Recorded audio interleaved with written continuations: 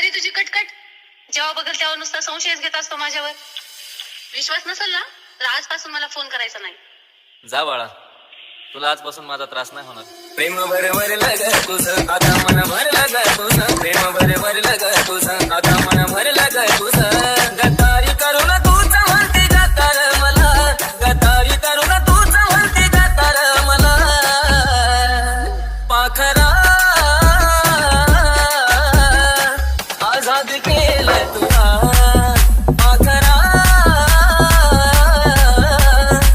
आझाद केलं तुला, पाखरा आझाद केलं तुला. चिमडी